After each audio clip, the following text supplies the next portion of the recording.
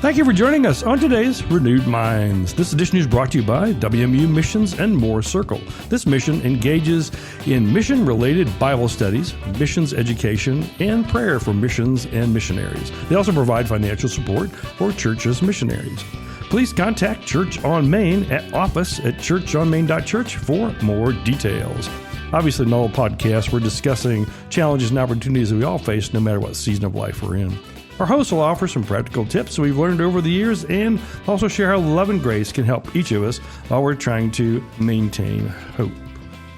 Today in the studio, we have Tommy McDearest, Senior Pastor, Church on Main in Blacksburg, Virginia.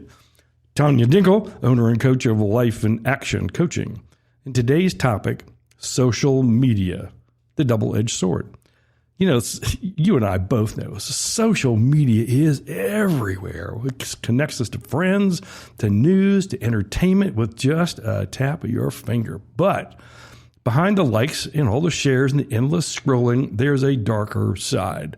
From mental health struggles, misinformation, to privacy concerns and the addictive algorithms. The platforms are designed to bring us together might actually be pulling us apart. In this episode, we'll dive deep into the hidden dangers of social media, exploring its impact on our lives, relationships, and even our faith. Are we in control or are we being controlled? Stay tuned as we uncover the truth behind these screens. And in my opinion, the truth is social media is the devil. I've heard you say things like that about other things, like exercise at 5 a.m. That's true. That's absolutely. Well, they're in the same category for me. Yeah. Demonic, I think, is the demonic. term. Yes. So I will say, Steve and I were talking about this before we started recording, and he had said we've kind of danced around this topic in a lot of other episodes. So I'm really glad that we're going to go at this head on. I think it's an important topic, especially given some recent events. So. Being realistic and being more honest than I was a minute ago, I don't think social media is demonic, but I think it can be very quickly. I think, on the other hand, it can be very helpful with a lot of things. If you don't look at anything but Facebook, which is one of the early ones that came out, it did bring a lot of people together. I had a cousin that was disabled and had a very hard time leaving the house. And suddenly she was connected to people that she hadn't been connected to, including relatives, in years. Oh, yeah. And it just made a huge difference for her. And sure. I knew other people, some older people that were that way, a couple of younger people who were enormously shy, who, kind of came out of their shell when they were not face-to-face with someone. And it grew into, you can look for things and find things that can be very helpful to you, and that can find websites that can be helpful to you. All of those things are very positive. Absolutely. It's later on when you get down the rat hole that, you start running into where problems can arise. Well, yeah, and I think, the problems can be many, not just what you're consuming as far as insight and supposed knowledge, but the amount of time that you spend, and you are physically spending time scrolling, focused on, a phone. We hear people talk about kids and the effect of parents' phone usage on kids because they're not feeling as connected. It's that way with animals too. I don't know if you've ever paid attention to like a dog.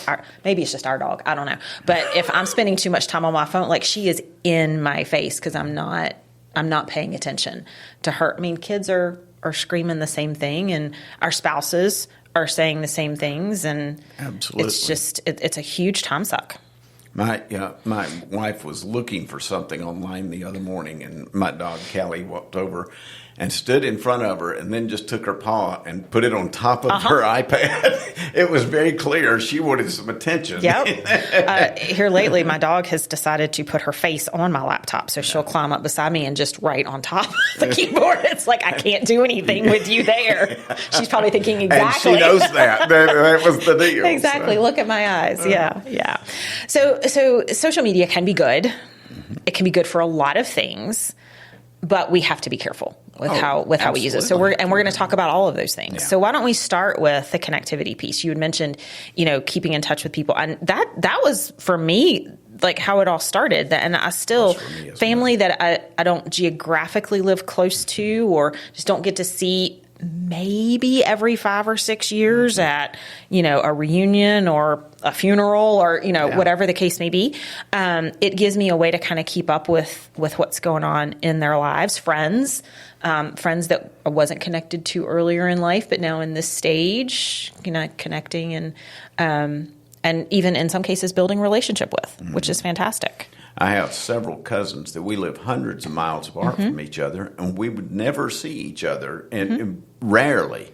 But we have stayed very connected through social media and through other things that has helped us a great deal. Oh, sure. In that, and has helped to form those. Communication is just a positive thing as well. Oh, yeah. Well, and it gives us some global reach, too. Like, I've got a friend who I used to work with who lives in Sweden. And now, we're friends on Facebook. I've got another one that lives in the Czech Republic. And I get to see their lives there. Thank you, translate button, by the way, so I can actually read their messages or their posts. But I can see what life is like for them that's so very different. I had a conversation yesterday with a pastor from India and another pastor from Indonesia. I know the pastor from India personally, but the man from Indonesia just found me and then found their church and cool. And so he started writing me, and it's gone on for 2 years now. Awesome. And it's, so that kind of connectivity, that kind of communication, those are positive Absolutely. things, very positive things. Absolutely. We also have, and it's funny because we used to joke about the World Wide Web, right? And that was probably before it felt quite as worldwide as it does now. And this is pre-smart search. And I remember when they first started talking about, eventually these search engines are going to get so smart that it's going to anticipate what you want and it's going to put in your feed what you've been talking about. And hello, here we are, like mention something and suddenly it's popping up. That's right. In your Facebook feed and you didn't even search for it. You just talked about it. Like, we could conspiracy theory that to death probably, but there's a ton of information that we can get, whether it is research, shopping, and look, I never knew that I needed that shirt, but there it is. And, I need to buy that. Breaking news, lots of information that we can get, both stored information and live in the moment. Updates. I ordered a really nice garden hose yesterday. Oh, yeah? It's supposed to be there today or tomorrow, and I'm really excited You about were a garden hose.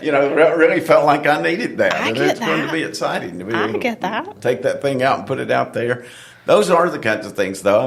Certainly companies know what they're doing when they put that kind of stuff out, but it is easy to go and find, and certainly if you're pressed for time, you don't have time to go to store X to get those kind of things. It does help to be able to look for that, and just to be able to put in the specifics of things that you need, and that spits some of the things back out so you can look at that. Well, and one of the things I've found lately is with the increased use of social media and online selling, there's less in the stores. So I was looking at one of my favorite store apps today, and I was in my head was thinking about something I had seen in their store. And I'm like, okay, I liked that. I think I want to go buy that. I don't remember how much it was. Let me go see if I can find it. Could I find it? No. Did I find something else that I like better? Yes. Is it cheaper? Probably. But I can only get it online. No. I can't get it in the store, so I'm going to have to wait for them to ship it if I decide to buy it. So, there's that. The other information is I use the social media a lot as an instructional tool. Yeah. Man, when Tommy's getting his hose, there may be some specific details that somebody's had that same hose and figured out how to DIY a better use of it. So the instructional part of it to me is really good. Yep. And there's even beyond that, we joke, we built our house, I guess we're going on, I think we moved in about 4 years ago. And we joke because we did a lot of the work on it ourselves. And my ongoing joke is, thanks to YouTube, we built our house. because we would do, and my husband in particular would find whatever it was that we were in the stage of needing to do and what are the best resources to use.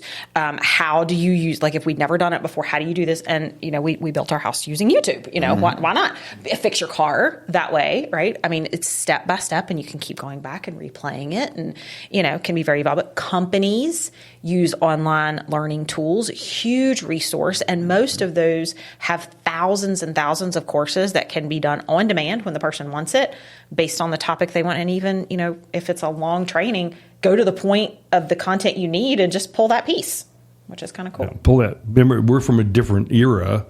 We used to have to go to the library to find an instruction book on how to fix your car. Yes. And it may be a car that they haven't published the info yet, so you had to go figure out, talk to somebody who had the car to do some fixing. Now it's at your fingertips, which is phenomenal. Even if it's also in the glove compartment. Yes.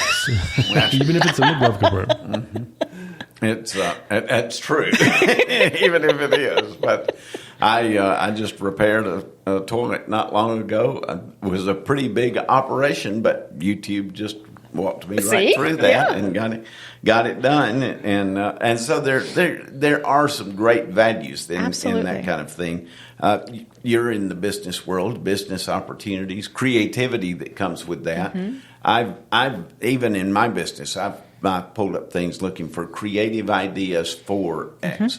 And all of a sudden, here was just page after page of them coming up there. Some of them were better ideas than others, but they're all there. Discernment is where that comes in. Discernment comes in handy when you've got to have that.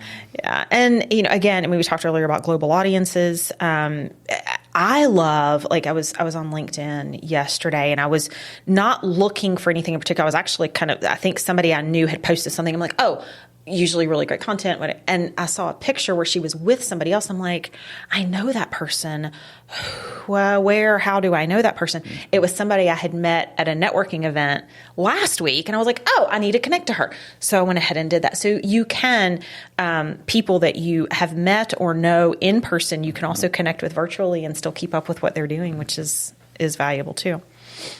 What about mental health issues is another one of those things where you can try to come up with things where you can be of help with that. You can find support groups, you can find mental health professionals, you can and community support. I had someone come to me with a very specific, more as specific as I've ever seen, an issue that they had going on. And I had really no idea where to point them to try to get that help. I typed it in, and there wasn't a support group close by, but there was a support group just across the line in North Carolina. And I gave it to them, and I said, had no idea that this existed, but here's what it is, and here are the reviews they've gotten. They went down there and have gone every other week. Yeah. So there's a couple things you said there that kind of jumped in my head. Reviews, for one. Oh, my gosh, we can actually get reviews on things. My husband reads the reviews on everything, and I do too. You balance it out. Not everything's going to be perfect. Not everything's going to be awful. I do love that there is one particular shopping app out there that says this is a high return product. Probably not going to get that one, right? Yeah.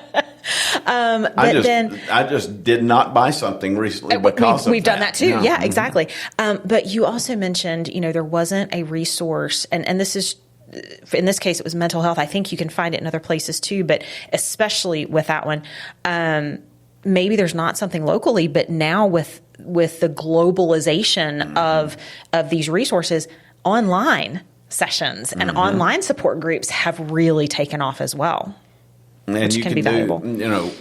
During COVID particularly, I spent a lot of time doing online kind of counseling with people of where they were melting down just because of COVID, or they had other things that were going on, but being trapped with COVID was making all of that worse. Right. Being able to go on and them see me face to face and be able to talk them through those things and then be able to look for resources that I could help them with from a distance. Yep. That was very valuable during that time. I mean, 99%, no kidding, 99% of my coaching is done online. And which is great. And pre-COVID, I could have done it. Zoom existed before COVID, but it was such a small platform. It probably was bigger than my brain thinks that it was.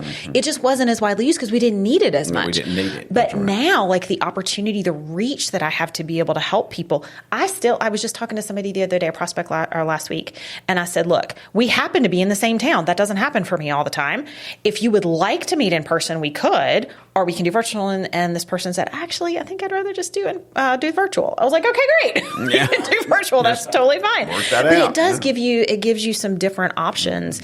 The technology can be kind of like social media can be really good. Another thing that happens every now, it doesn't always happen, but every now and then, as a pastor, is someone will get in touch with me, want to meet virtually because they've got a problem, but they don't want the other people in the church to know it. Absolutely. And so by not coming to my office or by not meeting me out somewhere, we can do a virtual chat, and it helps them, but other people don't know what they're dealing with. You know, I've seen that on the mental health side, and I am not a mental health counselor. I have worked with counselors. I know counselors. And what I didn't know until I was actually going through some counseling of my own is depending on your state, your insurance covers certain things, right? In our state, being Virginia, virtual sessions are covered by most insurance companies, which meant, like you just said, I could step away from my work day, go out to my car, do a session with my counselor for whatever that was, 45, 50 minutes, whatever, and then go back to work. And everybody else just thought I went out for lunch. Sure. Right? Do a virtual meeting with your physician. Absolutely. You've got something going on. I've had to do that 2 or 3 times with things. And either they didn't have a space for me to come in and see them, or I didn't have time to get there, but I could do a virtual meeting, and it took care of the problem. Or you feel too badly to go. That's the thing too. So okay. So we can agree there are some good things. There are right? some good things. The advent of technology has been helpful in some places. It helps in the many community ways. too. I mean, there's so many things in the community realm that social media has been able to bring awareness to certain critical things that are going on in the community. So it's important to keep in touch with those. The faith aspect of social media is incredibly large. There's so many people who won't, quote, quote, grace the doors of a brick and mortar church, but they will grace the doors of social media or YouTube or Facebook church as a community. There are even really stronger churches who are all social media. I usually follow one because he's got some great advice on what they do for social media for their church, and 80% of their congregants are online. Wow. So I was just watching a video on how they do communion online, which is fascinating with the Facebook community. Wow. It was very, very cool to watch. So your mental health and faith development are really strong in the social media. I think that kind of stuff is a testament to how you can use things like social media and just online platforms for good. Yeah. There's a lot of good and positive things that can be done. I love to say, if people would use all of their intelligence that God gave them for good and not evil, this world would be a much better place. It would be so much better. But unfortunately, there's evil out there. And as wonderful as these platforms and these resources and even social media in and of itself can be wonderful, it can also be harmful. It can be very harmful, and even the faith aspect of it. It is important to be able to be online. There are some people, you just said it clearly, they're not coming in a brick and mortar building. Do you ignore those people, or do you try to bring them in? At the same time, the best you can do to create community is still not the same as actually sitting in a room together and actually getting to know each other. Amen. So it can only take you so far. Now, we need to be willing to take them that far. Right. I had a friend who did a pretty good online presence during COVID. When COVID came to the end, they shut it all down. They said, we want people to come back in the room. And I said, but your problem there is about 20-30% of your people are not coming back no matter how much you want them to. But some of those will join you otherwise, and so do you not want any of them? And people beyond that, do you not want those either? And obviously they didn't, because they didn't go back online. Well, but we did. We kept right on going and still have. It's a similar problem that businesses are having, where everybody was sent home. That's Do right. your work from home. Now suddenly everybody needs to come back. And the argument from a lot of these workers is, well, I've been successfully doing my work from home for X number of years. Now, we are not going to debate the word successfully on this podcast today. I do have some definitive opinions on that. But it's the same issue. Like, you can take a hard stance. Just understand, if you're not going to embrace where we are as a society, as a world with the options and resources we have, there will be some loss there. Are you willing to take that loss? And sometimes you are, and that's fine if that's the right decision to make. But you've got to decide what those you do, and you need some criteria for what. Well, number one, what defines success? Right. That you got to define that out too. But then, where are those boundaries to where you need to cross over into that? So let's get into some of the negative places. There are some of the negative things that can come from social media. The first one, and I'm glad we're hitting this one first, is mental health and a comparison culture. We talk about comparison culture a lot. I will say, if you listening are an individual who is currently getting or consider yourself to be getting mental health support through TikTok, Instagram, Facebook, that may be a good place to start and to recognize that you need some support. But please look for true licensed individuals who can work with you personally. The advice that we tend to get on, and I say this because I'm a content creator online too. I give advice based on the general.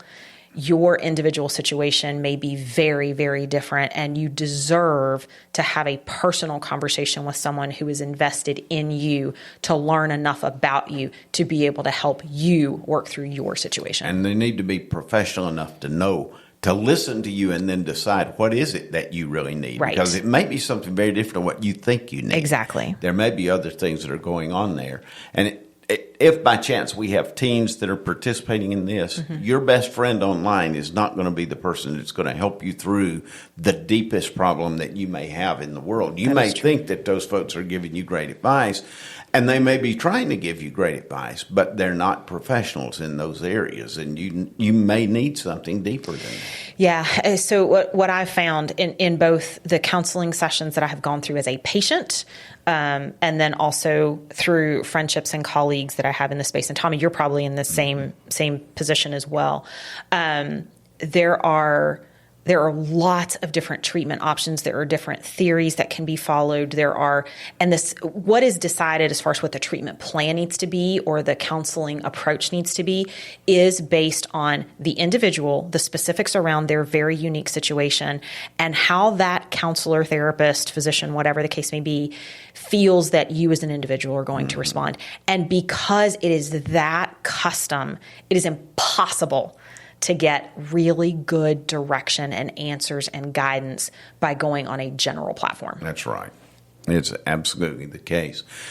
But I'm stepping back to the comparison culture just a little bit. That one's been a big one for me because I deal with people that have those kind of struggles all the time. They're families that post on Facebook their perfect family. The kids are doing great, and and every once in a while, one of those will put that up there, and it's somebody I haven't talked to. And I think, well, this is it's not quite like it was there. We're stretching that a little bit. The other side of that is I know I'm a young man who's just reaching middle age and has a really good career, is doing really well. But in the field that he's working in, he's not going to make $300,000 a year.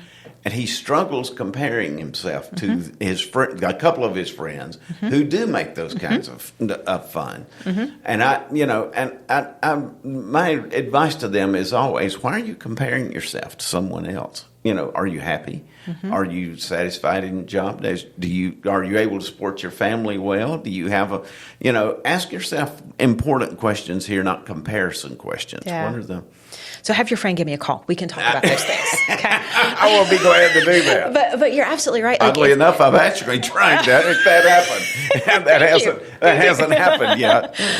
But yeah, I mean, it's so easy to imagine that snapshot that was milliseconds is what actually is happening day to day. And, I hear people say all the time, don't fall for this. Just know there's 15 other pictures that were taken where everybody's moving in different directions. Or, I funnily enough, a couple of weeks ago decided, I need a new picture on my Instagram profile. And normally, I would go change shirts. I would make sure my hair was right. And I'm like, I don't have time for that today. So I'm just going to go take this weird kind of angle shot and hope it works. And first of all, got very kind comments from everybody. Just really flattering things off of a snapshot that really was intended just to be a placeholder or something because I needed to do something a little different. So you never know what you're going to get, first of all. And people can be very, very kind. But I also was very conscious in that moment to say, you know what? It doesn't have to be perfect. I just need to do it, and I need to get it out there because I need to do this other thing too. Yeah. And it kind of needs to flow that way. And I'll tell you from personal experience, and Tommy, you probably, and Steve too, probably, we've all been around the block enough that I think you get to a point where you're like, you know what? I don't need to compare. My life is not perfect. Mm-hmm. It's never going to be quote unquote perfect, but it is perfect for me in this season. It is what I need. It's what I want. I'm able to do the things that I need and want. And that's perfect for me now, and I don't need to go by anybody else's personal standard.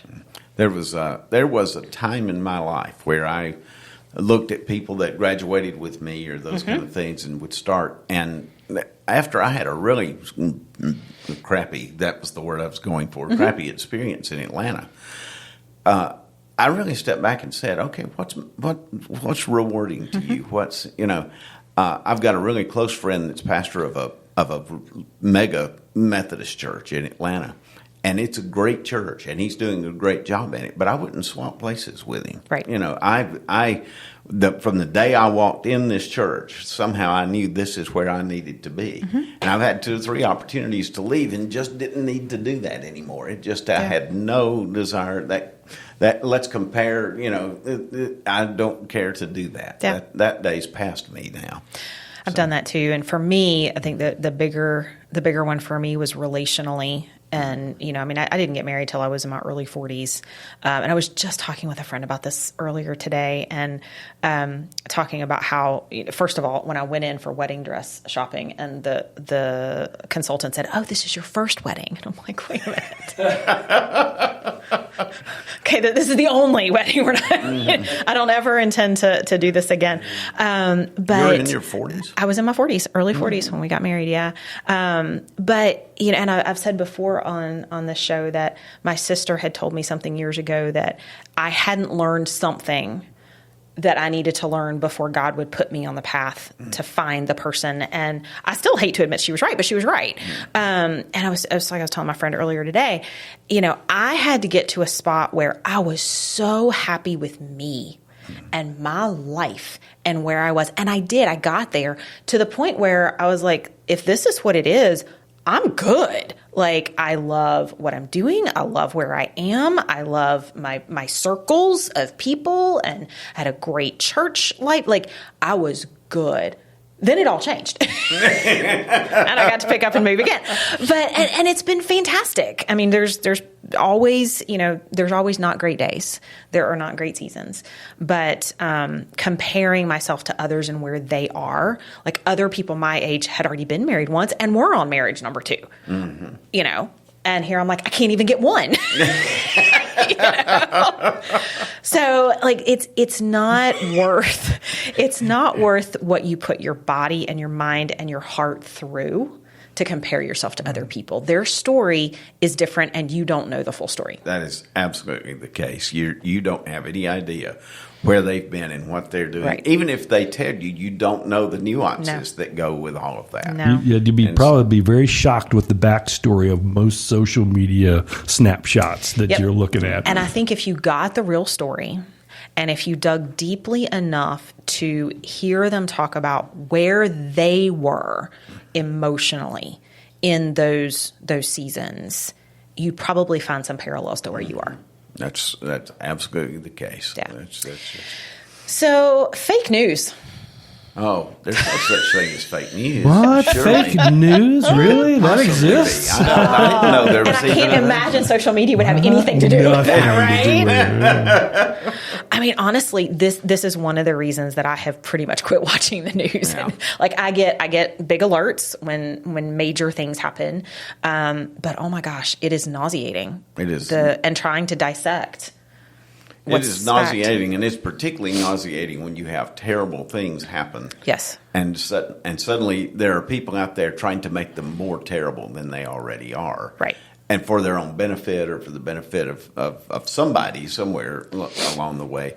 The tragedies that happened in the past week or so of the particularly the plane crash in Washington D.C. where a plane and a helicopter collided. I have been utterly amazed at the fake news that has come out around that and the conspiracy theories that have been thrown out. And it started really fast. And it did. It started before the night was over. That literally started before that first night was over. And it was, I heard one of the family members this week talk about how painful that was. And how much they said we couldn't imagine that it could be worse than it was, but suddenly it was. Yeah. It was worse because of the terrible things that was being said. Yeah. I mean, you think about you're in a bad situation, right? You've had a significant, very unexpected, tragic loss. I mean, there's ways to lose people you love. And then there are tragic ways to lose people you love that are just worse than you could ever personally imagine. That's one thing, right? We all have degrees of that at different seasons in our life. But then you add additional commentary coming in that you know to be false, or even if you believe that it might be false because it just seems a stretch, extreme, whatever word you want to put on it. It makes it so much worse for those people who are personally experiencing that tragedy. And to what end? And There's no purpose for it. And that's the question: is to what end? Why do that? And why would you? What is the individual's need in themselves to create that problem that's out there? Because it's cruel. It's absolutely very cruel. Yeah, and you know there was one of the fake news things that came out around that tragedy was that was the very night that it happened. Someone said, "Well, this had to be a suicide by plane because you couldn't have just flown." They had just told them. You had nothing to base that on. There was no, there are 3 people on that helicopter, not one, and they were even going as far as to insinuate, I will guarantee you they will discover that 2 of those were already dead. Well, they found nothing even close. Yeah. But it just seemed to be the cool thing to do, to try to come up with a conspiracy around this terrible tragedy. Yeah. So we've heard a lot about fact checking, and this feels like it's been, especially through the last several presidential elections, a lot of fact checking. And I will even put that term in quotes because I don't know how much in some cases it's actually checking facts. But, we've talked about before, Steve has shared the resource on kind of checking news and making sure that you're getting something from credible sources. Yeah, it's amazing me watching all this recent tragedy that people don't have discernment enough to say, I wonder if I believe that. Let me go check something else. Or they take it as the surface truth, but don't really rely on their own ability to discern the truth in that, because there may or may not be bits and pieces of truth in there, but it's going to take some time. Even watching the NTSB talk about the details, they have to go, there's a lot of research here. I mean, these people are professionals, and they're going to take their time and get it right. Yeah. To have someone just right off the top of their head tell you they have the solution is not real news. I mean, it's an opinion, No, it's not. and this It's is an opinion all and nothing. opinionated, and it's not based in any kind of real fact yet. I love what you just said, and I want to take a minute out just to say to everyone listening to this, if you for 1 second think that you don't have the ability to discern and go look for yourself to see if you believe something or not, you're wrong. Yeah. You do. You absolutely have the ability. You have the right, and candidly, you have the responsibility. There's the line. You do. That's you it. do. To take the time. Yes, it takes time. It is not. Do not believe the first thing you pull up on Google. Never. Or the second or the third. Or the Keep second or looking, third. yeah. Wikipedia is not the be all end all. Like, that was written by someone, right? You've got to look at multiple sources, but then you also have to take all that information and go, okay, let me sit with this for 5 minutes, 3 days, a week. There's no time limit on it. Let me sit with this and let me figure out what I truly believe. Here's the irony here as I'm saying this out loud. We don't do this with socially constructed things, but we do it with religion all the time. All the time. All the time. We say, I don't believe this that's written in the Bible, even if it's written in red, which is what Jesus said, right? But we do it in that aspect all the time, but we don't translate that into every other part of our life. Yeah. Discernment is simply judgment. That's all that means. We've got to judge for ourselves what we believe based on the values that we have. And then we determine based on values what we have, what we're willing to accept. Mm-hmm. That's absolutely.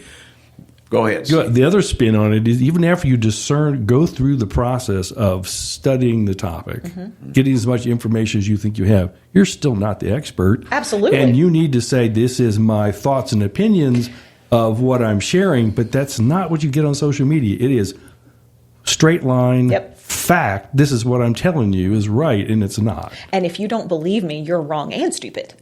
Right. I've seen that written. But even the experts, Steve, they get all this information, like you said before. They take their time. They take all of the information in. They use their experience, the knowledge, their training, and they come up with, candidly, in most of these situations, especially early on, a hypothesis about what happened. And then as more information comes in, their opinion might change. Exactly. Mm-hmm. We have to be willing to change our opinions and our thoughts with additional information.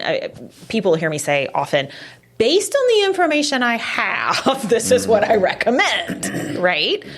But bring me some different information, my recommendation might change. And if you hear someone say, this is how it is, chances are pretty good they haven't done the study that they need to do yet to actually know. And if more information comes out and it turns it into something completely different, if that person continues to say, no, this is how it's got to be, they've got an agenda. And you need to look and see what that agenda is, because they're not willing to face a fact, no matter what that fact happens to be. Right. Mm-hmm. And that can happen on any side of any issue. Mm-hmm. It is a reality of the things that are out there.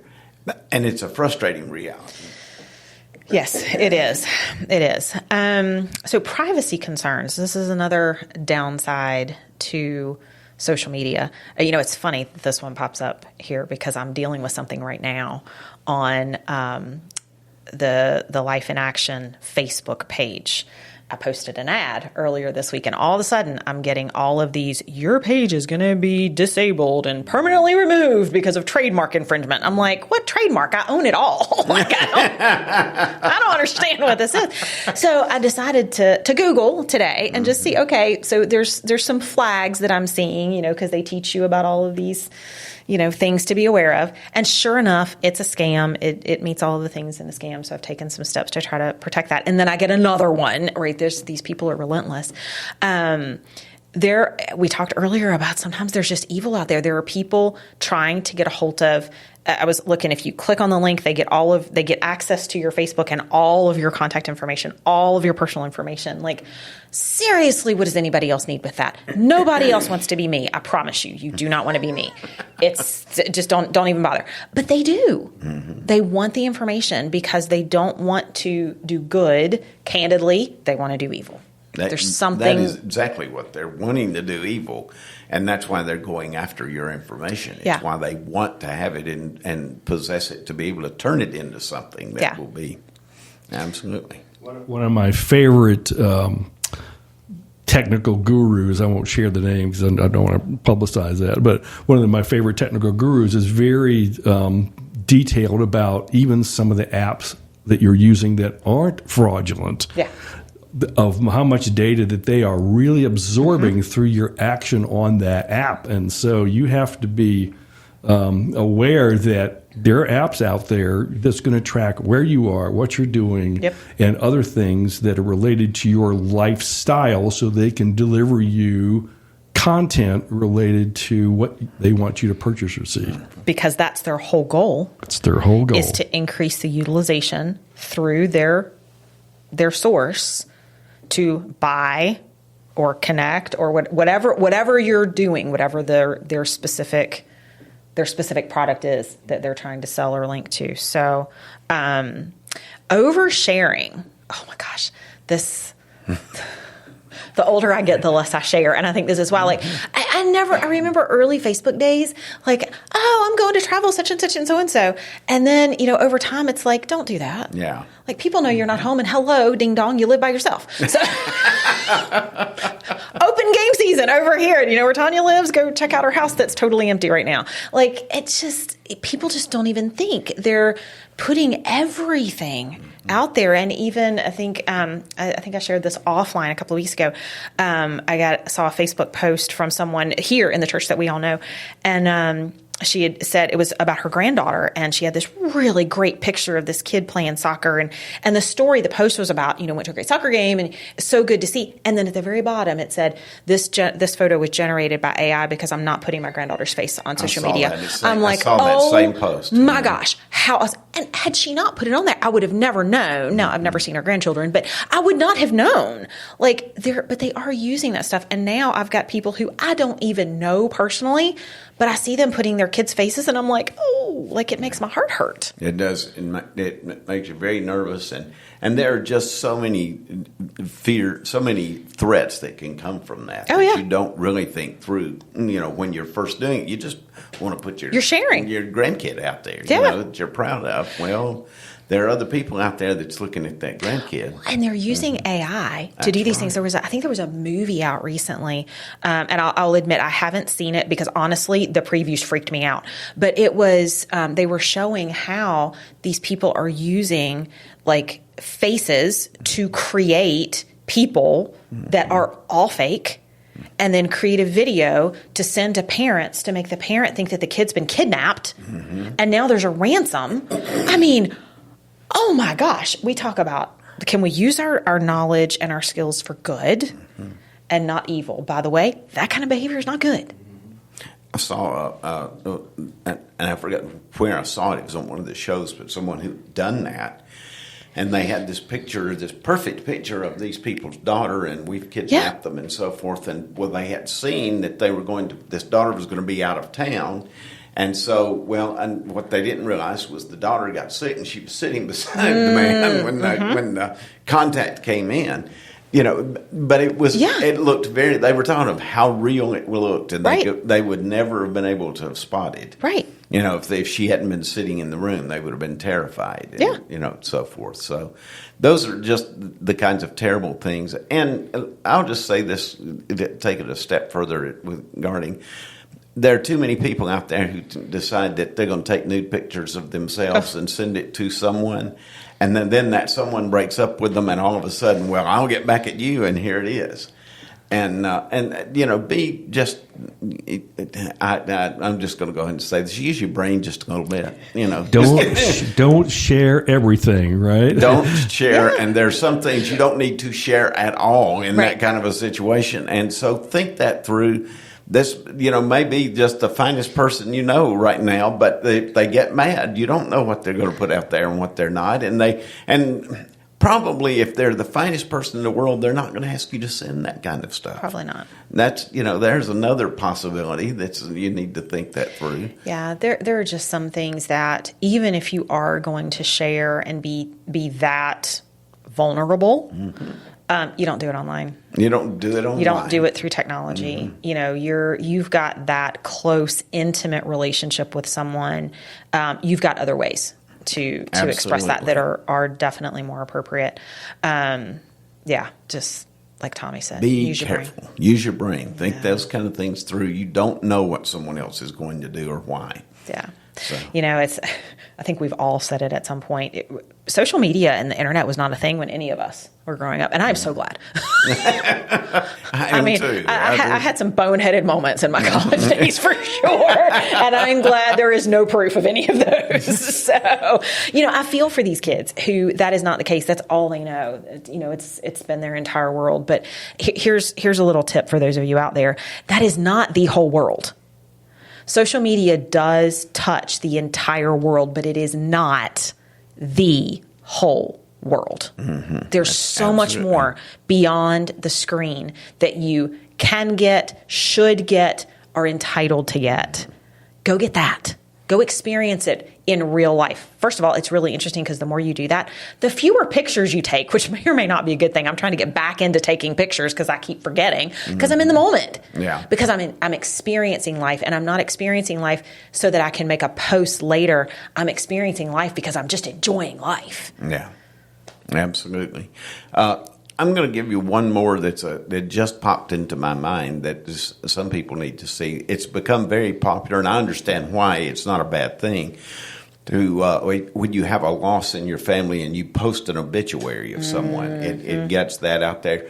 Be careful putting the time and the place of the funeral, and if you're going to put that out there, make sure someone stays at your house while you go to that funeral. Yes. Because it is there is a group of lowlifes out there that follow those things. It's particularly true in larger cities where they follow and they see where the funeral is going to be and what time it's going to be, and they go and burglarize a house while people are gone. They do.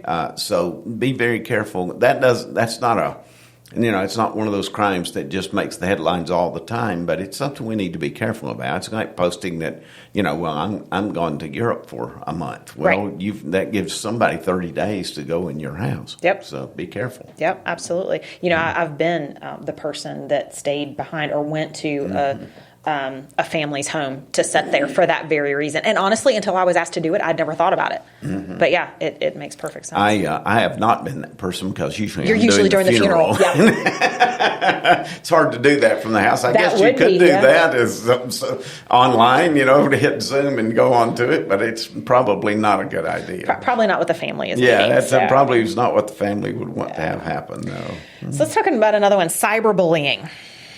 That happens too, huh? My gosh, this space. We hear about it often with teens, right? I mean, oh my gosh, I learned from our youngest that I was reminded. I was a teenage girl at one point in time. I was in middle school at one point in time, and I know how cruel that age can be, and I was reminded from the parent side how cruel that age can be. Yeah. It's not gotten any better. In 30 years, it's not gotten any better. But it's not just kids. Adults can be cyberbullied. Anywhere where you have a difference with someone, that can be an area where you could be targeted for bullying. I've had that happen quite a few times. Either I would post something religious and there would be some, person out there who disagreed with me on something. And they couldn't just bring themselves to say, I disagree with you on this. Let me state a different opinion. It was an attack. Mm-hmm. I had something like that happen just a couple of weeks ago on something that I had posted, and an individual just went off on me and continued to go off on me for 3 or 4 days. On that. And now, if I'd been a different personality or a different individual, that could have really unhinged me if I'd been that. In my case, I just kind of wrote it off and went on about my business. Mm-hmm. Finally blocked them and they were done. Blocking is a great feature online, but unfortunately not everybody is in a space that they are comfortable with doing that. Mm-hmm. And they let these folks into their heads and their hearts, and you don't need to do that. If there is someone out there that is telling you something that is different from if you were a church-going person and it's different than what you've heard that Jesus says in church, if it's different than what the Bible says about you, if it's different than what loving, healthy people that you have healthy relationship with, whether that's your parents, teacher, we find those people in different places in our life. If the people that love and care about you tell you something different than what this person is telling you, believe the people that love you. Don't believe the people that don't know you. That's absolutely the case. And if you are, most of us, whether we want to admit it or not, know where we're insecure or what our insecurities are. If someone is bullying you online and it is having a deep internal effect on you, feel free to call any of us. Oh, absolutely. Call someone. If you have a pastor, call them. If you have a counselor, but try to deal with that from your side of the story, because they may not quit doing the bullying. Yeah, but you can improve how you respond to that and how you feel about that. That's the thing about cyberbullying. We've talked about this from a connection perspective and kind of defining connection versus relationship and really distinguishing the two because they're not the same. But it's so easy to make these attacks against other people because they're doing it in relationship to a screen. They can't see the facial expressions. They can't begin to read what the impact is of their words. And candidly, they probably don't care or they wouldn't have said it to begin with. That's right. But the point is that interaction is gone. So without that, there's no repercussion for what they're doing. And if you are on the receiving end of it and you unfortunately decide to take a really drastic, permanent decision to address a situation that candidly is not permanent. None of these situations are permanent. These are all temporary. They suck and they hurt and they will drain you, but they are not permanent. They are very much temporary. Making a permanent decision on those doesn't impact the person that caused that problem. That's right. It'll have no impact on them at all. Yeah. If you are a young person and you have been cyberbullied and you are considering hurting yourself, please get some help. Please talk to someone about that, because absolutely, what's just been said here, it is temporary. Yeah. It may feel awful, but your life's not going to hinge on what they're saying about you right at that time. No. Yeah, this bounds on the line of abuse. Oh, absolutely. And it's one of those things that you, as a human being, you need to be share this with your loved ones, someone who really cares about you. Yeah. Because you may think it's part of your personality or part of your psyche, but it is not. Right. You need to let it go and let someone know that there's an issue related to social media. Regardless if you think it's irrelevant, it is relevant, and you need to make it known. Yeah. So since we're on this topic, and this is a very much needed and critical conversation to have. So in the show notes, we are going to post, there is a suicide hotline. We'll give you the number 4. There is a text line if you're more comfortable with that. Those resources are there. If you have access to an employee assistance program, there is a crisis line associated with all EAPs as well. Those resources are there. As Tommy said, we are also here. If you're not sure where to turn, send us an email. Where Steve is watching those. You can call here to the church. There's people here during the week, during the day. But if you are in a crisis situation, please, please, please, the National Suicide Hotline is available and the crisis text line. And if you write us, we will respond to it. And, absolutely. And if you let us know, you may be somewhere else, we'll try to find what the help is that you need there. We'll be happy to do that. Absolutely. How do we find balance in social media and so forth? One thing that I do is I set a time limit on how long I'm going to spend, looking at things, particularly things if I'm not looking for specific information that I'm going to use for something. Then I set a time limit on how long I'm going to stay on that, and then I get off of it and I go do something else. Yep. I think having some boundaries in your own mind that will govern how you're going to relate to social media, that is a very important thing, and it seems to be a very hard one for a lot of people. Well, boundaries are hard. I mean, that's one whole segment of my coaching business, right? Mm-hmm. Is setting boundaries and how to set healthy, necessary boundaries. But that was the word that I was going to use. Is you set a boundary, whether that is how much time you spend, what you will go onto. There are certain social media apps that I absolutely will not download. Mm-hmm. I refuse. I want no part of them. I don't need them. I have more than enough with the couple that I have, and sometimes I need to deactivate those. And that's a boundary too. Have you reached a point where you're spending so much time, even if you're using the window that you've allotted, and you're like, man, I'm just drained. Like this is taking a toll on me. that can also be games too. It doesn't have to be social media. It can be any phone-based It truly activity. can, Lately, yeah. games seem to be sucking me in for some reason. But yeah, I mean, you set that boundary to say, I am getting, or I have reached a point where it's no longer entertaining. It's no longer, like, it actually is taking away from other parts of my life. It's taking away focus. That's not okay. And you have every right and you have the power to say, I'm setting a boundary here and I'm no longer going to do this. And be very careful to hear what's just been said. It's okay to do that. Absolutely. It is for your advantage. It is for your family's advantage. It is for your friends' advantage. There are just lots of levels to where you need to take that seriously. Well, and even when you're looking at content, if you get to a point where you're reading something and maybe it starts out really interesting, and I've had several of these, you guys probably have too, you're starting to read this article and it starts to take a turn and you're like, I just don't know that I buy into this anymore. Mm-hmm. Okay. Is that a boundary that's been crossed? Like there's a fine line between, reading and absorbing content and information to be informed, so that you can make your own decision about whether you believe the content or not, right?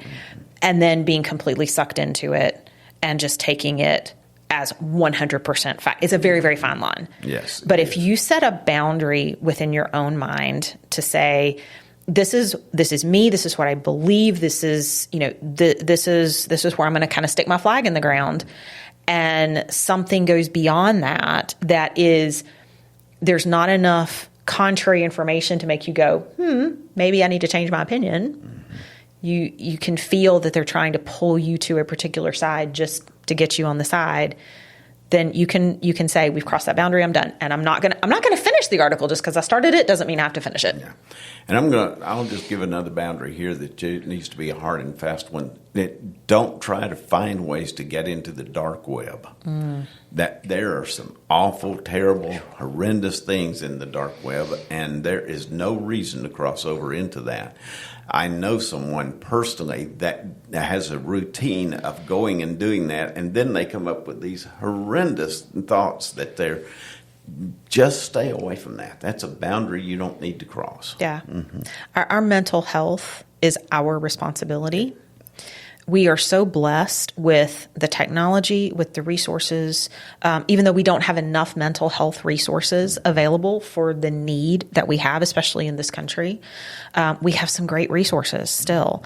And there are a lot of those that can be found online through on-demand functionality, which is fantastic. But it's still our responsibility to draw the boundary to say, this is just something I'm not going to download that app because I've heard enough about it that makes me nauseous or makes me angry or doesn't align with what I believe in. I'm not even going to go there. And you don't have to defend that to anybody. No, you do not. Not to anyone at all. No. Yeah. This is where I step in and say, this is a tool. The technology is a tool. Yes. And there's a fulfilling and wonderful life when you turn it off. It will be wonderful. It really is. People do cleanses, technology cleanses, which I love. I've got a friend who has a rule that everybody's cell phone is downstairs in the kitchen. All the bedrooms are upstairs. All the phones are downstairs in the kitchen. And it's so funny because I was there for an overnight visit a couple of months ago. And I had forgotten that this was the case. Her husband was upstairs. He was already asleep by the time we got in from an event that we had. And she and I are standing in the kitchen. Her son texts her husband. And so I happened to see it because I'm standing right next to the phone. And I was like, oh, it's your son. And so she calls him and she says, I see you texted Dad. And then I was like, oh, yeah, their phones don't go upstairs with them at night. And it's not because of the whole blue light conversation that we've all heard of where it disrupts your sleep. She just doesn't want them. No, the bedrooms are for sleep. That's right. And that's what you are not going to have your cell phone in your bedroom. There's no reason for it. You get enough screen when you are not in your room. My wife is that way about her. Susan's phone doesn't go to the bedroom. I love that. Now mine does because I'm the police chaplain and the pastor of a church. There are just times when people need to get in touch with me in the middle of the night, and it's a legitimate reason to do that. So I need my phone beside me. Sure. But even our family knows if something happens, call Dad because his phone's going to be right by the bed. Yeah. So. Yeah. Yeah. But most people don't have to have the phone right by the bed. Most people don't. Most people don't. And if you set that rhythm, like we talked about boundaries, rhythms is the other thing. It takes 7 times of doing something before it becomes a habit, right? It's hard those first 7 times. It gets easier as you get to 7 generally. But the bigger the thing, the harder it's going to be to get to it being a habit. But once you get to that point where you just don't pull out your phone and try to document every second behind a screen, like you're actually in the moment, it becomes like where I am now, where I'm going, oh crud, I need to take a picture.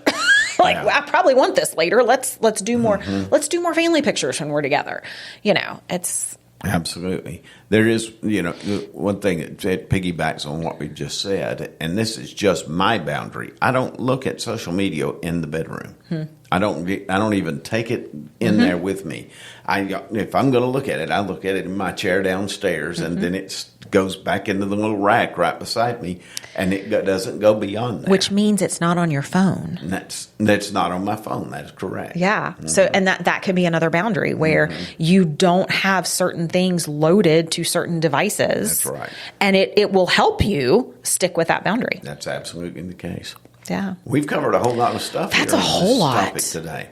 A lot of things. Clearly a lot of passion in this room around this topic. About this one, it certainly is. Right. And it's not that we all don't use tech. We are just out gosh. there. We're all tech users, but we've found a better life balance, we believe. Yeah. I think that's absolutely the case, and we've and try to use, and we all are the people sitting in this room try to use that tech for good for other people as well as for ourselves. Yeah. And so, try to draw that boundary if you possibly can.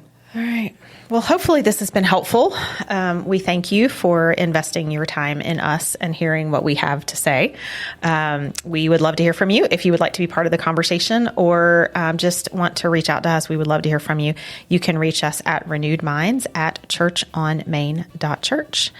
And until then, we hope you have a wonderfully blessed day and approach each day with a renewed mind. Goodbye. Hopefully this brings a renewed perspective to the challenges and opportunities you're facing today. What steps will you be taking to show love and grace to everyone? If you have any questions or comments about our podcast, please send an email to renewedminds@churchonmain.church. You may also leave comments on Instagram at renewedminds.connect. Thanks for taking time out of your day to join us. Listen next week for the next Renewed Minds.